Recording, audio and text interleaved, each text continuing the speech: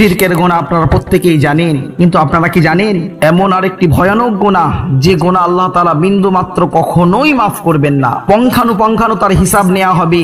অথচ গোটা পৃথিবীর মধ্যে উম্মতের এই ব্যাধি কোনায় কোনায় ছড়িয়ে পড়েছে। এই গুনাহ বান্দার হককে নষ্ট করার গুনাহ। আমরা কিছু মনেই করি না, অথচ প্রতিবেশী পিতামাতার, আপন সন্তান, আপন স্ত্রীর, আত্মীয় স্বজনদের কত হক আছে সেগুলোকে আমরা নষ্ট করে বসি। কাউকে বা কুবাক্য বলে ফেলি, কারো বা সম্পদ অন্যায় ভাবে গ্রহণ করে নেই। এত কঠিন বিচার হবে এই বিষয়ে যে সেই ব্যক্তি রিক্ত হস্তে দাঁড়িয়ে থাকবে এবং পাওনাদাররা এসে তার একে একে সবাই সওয়াব নিতে শুরু করবে। তার সওয়াব যখন সমস্ত শেষ হয়ে যাবে, কিছু পাওনাদাররা এসে আপন গুনাহ তার উপরে ঢেলে দেবে। অনেক সওয়াবের অধিকারী ব্যক্তি আজ অনেক গুনাহ নিয়ে কিয়ামতের দিন দাঁড়িয়ে থাকবে। আফসোস, আফসোস।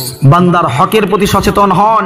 যদি ভুল হয়ে থাকে এই দুনিয়াতেই ক্ষমা চেয়ে নেন, কিয়ামতে আল্লাহ তাআলা কিন্তু বিন্দু মাত্র এই বিষয়ে ক্ষমা করবেন না।